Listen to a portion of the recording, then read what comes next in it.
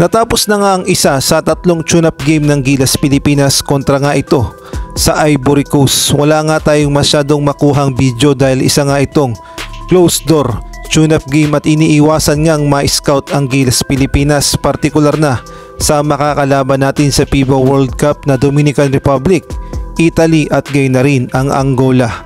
Kaya naman minabuti na lamang na gawing closed door tune-up game ang tatlong laban ng Gilas Pilipinas kontra nga ito sa Ivory Coast, Montenegro at gayon na rin sa Mexico. Ngunit ayon sa mga report ay maganda ang ipinakita ng Gilas Pilipinas at buong buo ang kanilang team chemistry.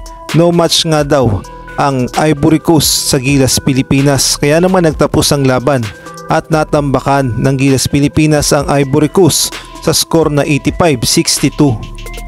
Ang nanguna nga sa scoring sa Gilas Pilipinas ay si AJ Edu na may 12 points, 7 rebounds at 2 assists, at gayon na rin itong si Kai Soto na may 10 points, 4 rebounds at 2 assists. Kasama din dyan si Scotty Thompson na may 11 points, 4 rebounds at 5 assists.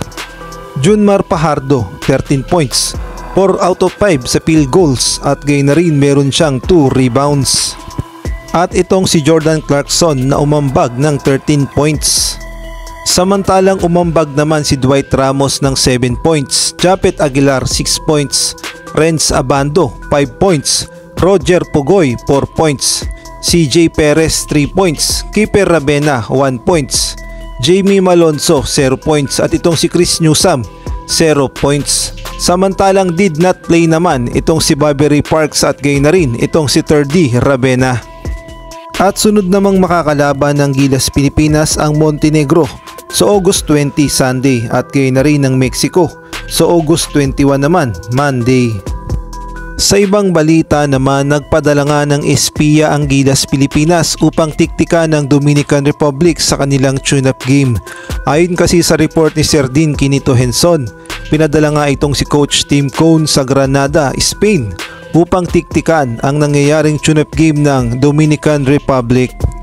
Alam naman nating lahat na isa ang Dominican Republic sa mga mabibigat na makakalaban ng Gilas Pilipinas sa FIBA World Cup maliban nga ito sa Italia. At bukod pa doon ay ini-scout din itong si Karl Anthony Towns dahil alam naman natin na ito talaga ang bubuhat sa Dominican Republic kontra nga sa Gilas Pilipinas sa August 25 sa una nilang paghaharap.